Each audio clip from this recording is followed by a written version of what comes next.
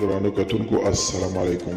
زه محمد سلمان همدرد د حق غږ پښتو چینل خبري لنډیز کې ستاسو کوربه اوس تاسو پام را اړوم د مهمو خبرونو لنډیز ته.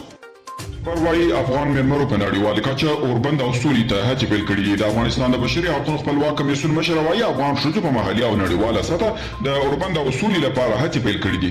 د کډوالو په چارو کې د ملګرو ملتونو عملیاتي مرستیال روپ مازو له افغانستان سره د کډوالو او بې ځایه شوو کورنیو په برخه کې د نړیوالې ټولنې د مرستو د زیاتوالي غوښتنه کړې ده او په جنګ کې له ښکېلو لوري غوښتي چې جګړه نور بس کړي او خلک ارام ژوند ته پرېږدي.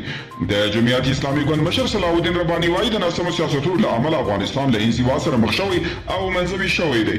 د کابل نوي کمپ دفاع وزارت ته وسپارل شو. دغه وزارت د ویاند مرستیال فواد امان وايي دا کمپ تیر ورځ د ځانګړو مراسمو پر مهال افغان سرتیرو ته وسپارل شي چې په دغه مراسمو کې د دفاع وزارت لومړی مرستیال او د بهرنیو سرتیرو قومندان جنرال سکاټ میلر هم ګډون درلود او ترکیه وايي چې د تیلو نوي زیرمې موندلې دي.